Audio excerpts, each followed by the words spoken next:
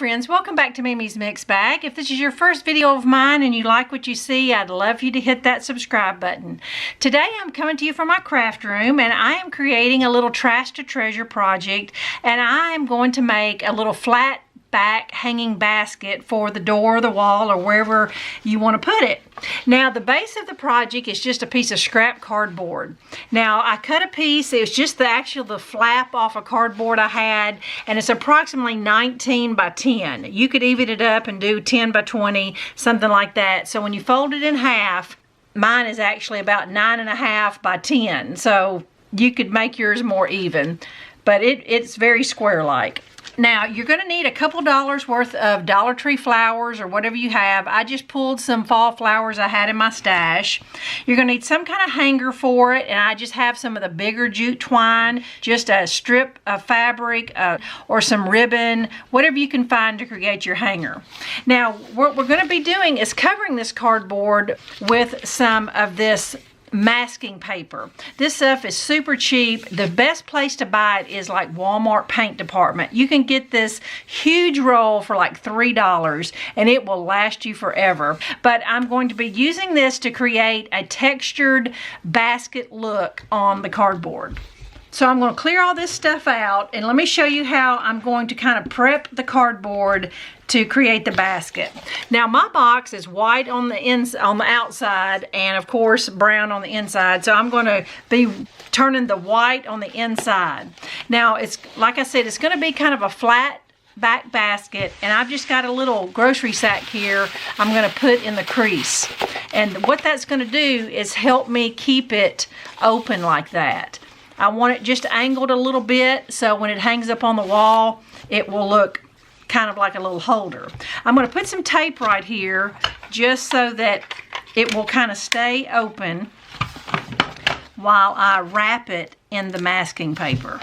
You don't need a big opening there because you're going to be sticking flowers in there when I get the cardboard covered. I just need it open just a little bit, and that bag helps it stay open. I measured around my basket and it's approximately 20 inches around. So I'm going to be cutting my pieces of masking paper about 24 inches because I'm going to be twisting them to give it texture, and they do kind of shrink when you start twisting them.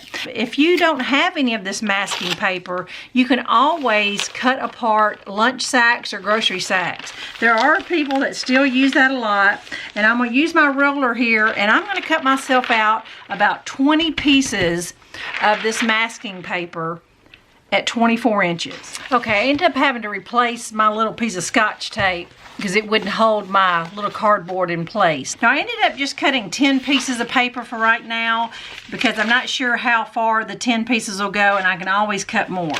Alright, so I have the 24-inch piece of masking paper, and I'm just going to kind of roll it up. And I'm going to just twist it like that. I'm going to do kind of a beginner twist all the way around. I call it a beginner twist because once I start hot gluing it on my cardboard, I may have to twist it a little more. So to start covering the basket, I'm just going to put a bead of hot glue at the very bottom. Kind of keep my rope twisted, hold it in place. I'm going to flip it around to the back and glue the two ends. I'm not too worried about the back looking twisted. I just want the front part of the paper to be twisted.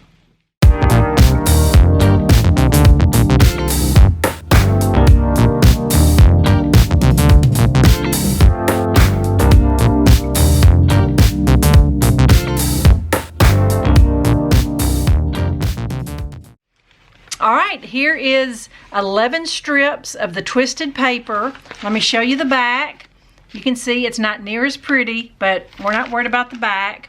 But here's what I wanted the front to look like. Here's the side, and it just looks like a really neat woven hanging basket. Now what I'm going to do for the hanger, like I said, you could use a variety of things. This is super lightweight, where I'm just going to hot glue some jute twine on the insides of the basket. As far as the front of your basket, you could create like a little sign using some popsicle sticks.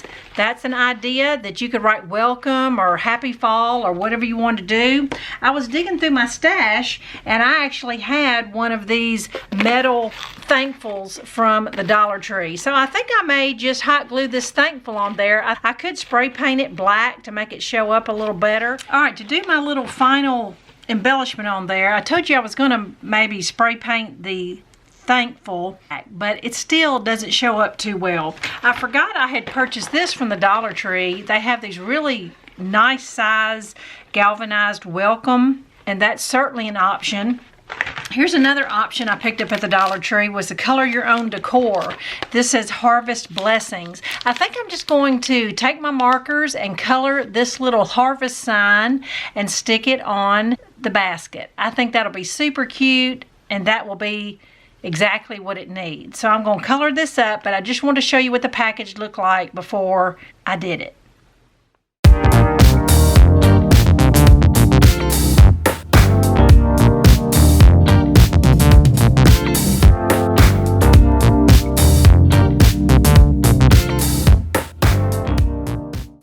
Friends, I decided just to hang it on this solid color front door. It shows up a lot better than my storm door, but I don't think anyone would ever guess that this was made out of scrap cardboard and some rolled up masking paper. I love the texture that the rolled paper gives. You could go get some sticks out of your yard and some other rustic things that would work. Glue pine cones on a skewer stick and just, you'll be surprised what you can come up with.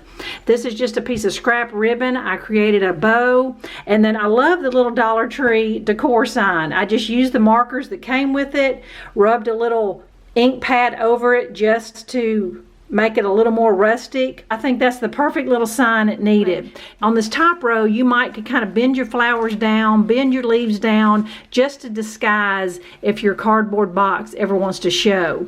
But I think it's really cute for just a few dollars, just depending on what you have in your stash. You can make this hanging basket for the fall. Thanks so much for watching, and I'll be back once next week before I go out of town, so stay tuned for that. See you in a few days. Bye-bye.